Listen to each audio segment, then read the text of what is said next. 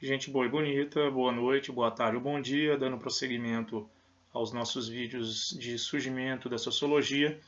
No vídeo anterior nós vimos o contexto histórico do surgimento da sociologia, partindo desde o Renascimento cultural e culminando com a Revolução Francesa, final do século XVIII e início do século XIX, que é o pano de fundo onde um francês, filho de um coletor de impostos, chamado Auguste Comte, vivendo num momento muito turbulento da vida política, social e econômica francesa, colhendo as consequências da Revolução Francesa, do Império Napoleônico e da restauração da monarquia, ele tenta compreender as mudanças sociais de sua sociedade,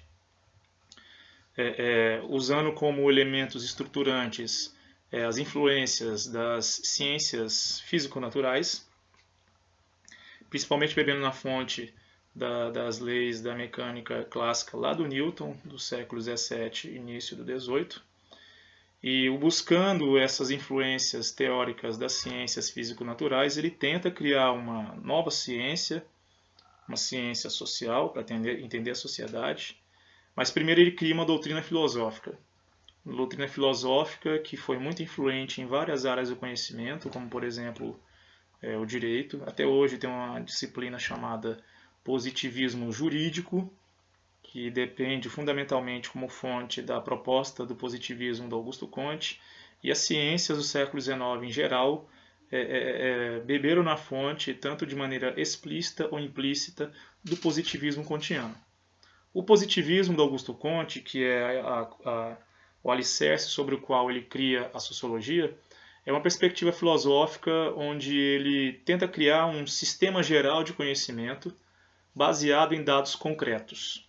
Aquela história de metafísica lá dos gregos pré-socráticos, de descobrir a origem, a natureza das coisas, como por exemplo o Tales de Mileto, que imaginou que a água era a origem de todas as coisas, ou que o Heráclito imaginava que o elemento formador das coisas era o fogo e que tudo se transformava. Lembrando da metáfora que o rio não é sempre o mesmo rio, o rio que você atravessa hoje é diferente do rio que você atravessa amanhã. Essas explicações metafísicas foram deixadas de lado. Influenciado pela física newtoniana, inclusive do século XVII e XVIII, ele propõe uma doutrina filosófico-científica, que é o positivismo, onde ele quer criar um sistema geral de conhecimento enciclopédico que abrange todas as áreas do conhecimento, baseados em dados concretos, ou seja, dados concretos esses que são fruto da experimentação científica, da comprovação científica. Então nada que possa ser comprovado é válido. O resto fica no reino da metafísica. Aquilo que é comprovado cientificamente por dados concretos é ciência. E é nisso que se baseia a perspectiva filosófico-científica do positivismo. Dentro dessa perspectiva filosófica do positivismo, Comte tenta entender aqueles elementos da sociedade que permanecem ou que não mudam ou que mudam muito lentamente, que nós chamamos, o que ele chamou, perdão, de estática social, aquilo que permanece, aquilo que não muda ou muda muito lentamente, e aqueles elementos que mudam constantemente ou mudam repentinamente, que ele chamou de dinâmica social. Então, para entender a estática e a dinâmica social, estática e dinâmica, que são conceitos derivados da mecânica newtoniana do século XVII e XVIII, aliás, é comum que nas ciências humanas muitos conceitos fundamentais sejam oriundos da área das ciências naturais.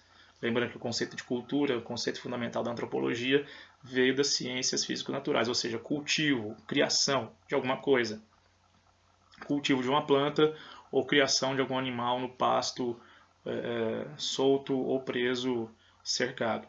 Pois bem, utilizando esse modelo das ciências físico-naturais, esses conceitos de estática e dinâmica na física newtoniana, na mecânica clássica, mas que ele chamou de estática social, aquilo que não muda ou muda lentamente na sociedade, e dinâmica social, aquilo que muda rapidamente ou muda constantemente, ele formulou uma ciência para tentar entender a estática social e a dinâmica social.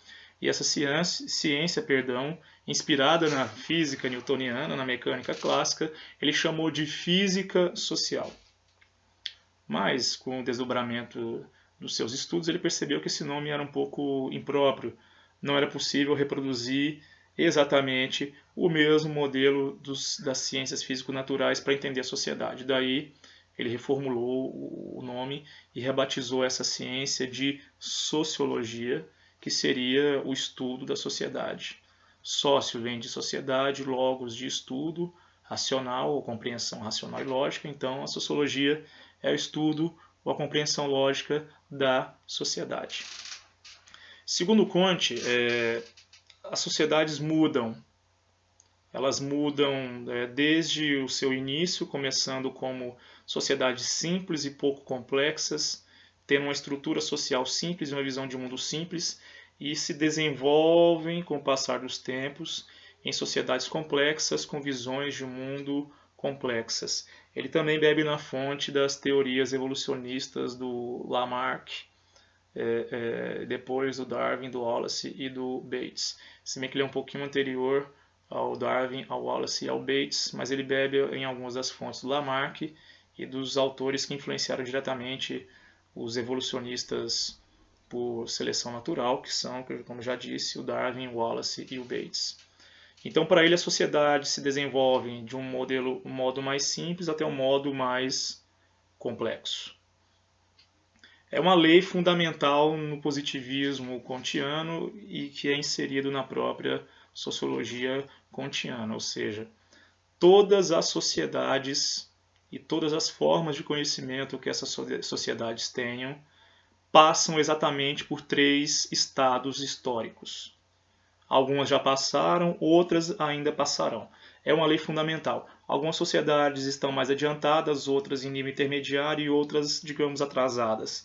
Mas todas as sociedades devem passar pelos mesmos estados históricos, que nós chamamos de os 3 estados da sociologia do Augusto Comte. O primeiro estado seria o estado teológico, o segundo o estado metafísico e o terceiro o estado positivo.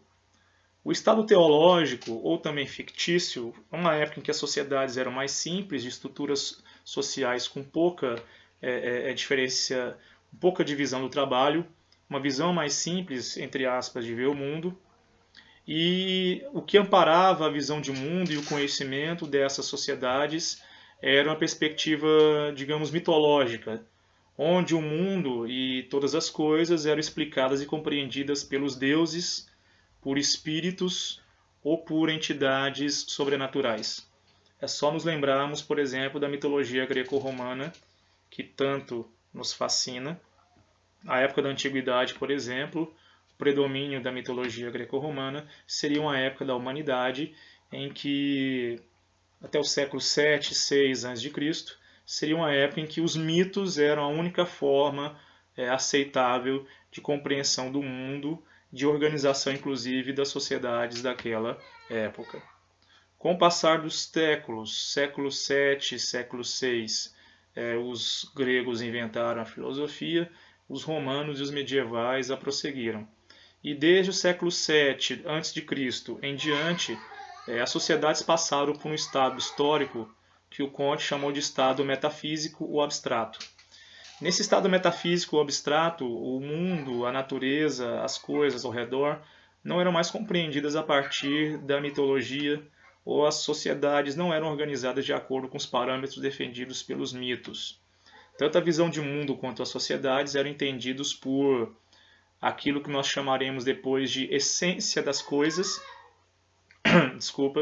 essência das coisas, ou aquilo que nós chamamos depois de metafísica, uma área da filosofia que tenta estudar a essência das coisas, a origem de tudo que existe e o seu destino final, ou o que vai acontecer depois. É uma parte basicamente especulativa, não tem comprovação científica.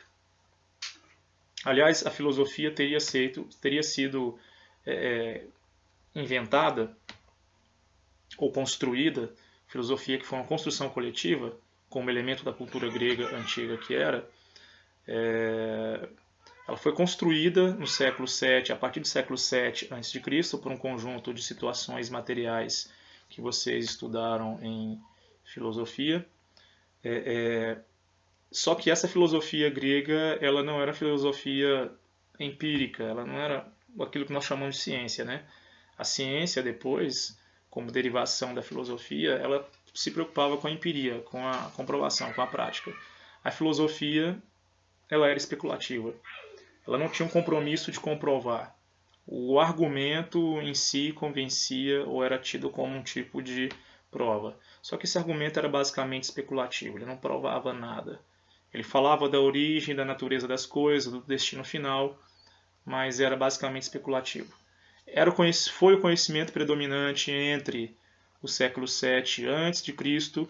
até, segundo Comte, até mais ou menos final do século XVIII e início do século XIX, que, segundo ele, o conhecimento era só basicamente de natureza metafísica, especulativa, sem comprovação nenhuma. Os sistemas filosóficos da antiguidade até o século XVIII e início do XIX eram assim, metafísicos e especulativos. Já o terceiro e último estado, segundo Comte, era o estado positivo ou científico. Era o estado final da humanidade, a civilização europeia, principalmente alemã, francesa e inglesa, eram exemplos desse estado positivo ou científico, onde aquela abstração, aquele conhecimento especulativo ou metafísico do mundo foi deixado de lado, um conhecimento especulativo e nada empírico, e tudo passou a ser subordinado à observação e à comprovação científica através de dados concretos. O conhecimento científico, o conhecimento válido, só era conseguido através da observação e da comprovação dos fatos, e as sociedades se organizavam somente diante daquilo que poderia ser explicado, comprovado através da prática, da empiria, com dados concretos. Fruto disso foi a sociedade industrial europeia do século XIX, cujos principais exemplos que eu citei foram Alemanha, França e Inglaterra, sociedades que se organizaram, tinham problemas, óbvio, vários inclusive. Só estudar a Revolução Industrial para entender as questões sociais, os problemas sociais que surgiram, um êxodo urbano terrível, uma proletarização violenta dos camponeses, uma super exploração dos proletariados pela burguesia industrial. Mas enfim, isso é para outro momento. E essa forma de estruturação da sociedade veio através do conhecimento empírico, concreto, baseado em dados que poderiam ser comprovados, porque o resto era pura metafísica. Então a sociologia kantiana buscava compreender as sociedades, estudando a passagem das sociedades por esses três estados. O estado teológico, baseado na compreensão mítica do mundo, deuses, espíritos e forças, entes sobrenaturais, que inclusive influenciavam na organização social. O segundo estado, que é o estado metafísico ou abstrato, onde as explicações do mundo das coisas eram de natureza metafísica, especulativa, nada realmente comprovado. Falava-se da natureza, da origem e do destino das coisas, mas era somente especulação, nada comprovado empiricamente, de acordo com a ciência moderna do século XIX para frente. E o terceiro e último estado era o estado positivo, onde a ciência, entendida como comprovação de dados concretos, era a única forma válida de compreensão da realidade, tudo fora da ciência, ou era mitologia, ou era especulação, e foi essa ciência que estruturou, que organizou, que deu sentido à sociedade europeia capitalista industrial do século XIX, onde o Comte formulou a sociologia, e sociologia essa que tinha a intenção de compreender a estática e a dinâmica das sociedades passando por esses três estados. Pois bem, terminamos a segunda aula sobre surgimento da sociologia. Na terceira, faremos umas considerações sobre a influência do pensamento positivista aqui no nosso país, no Brasil. Até mais.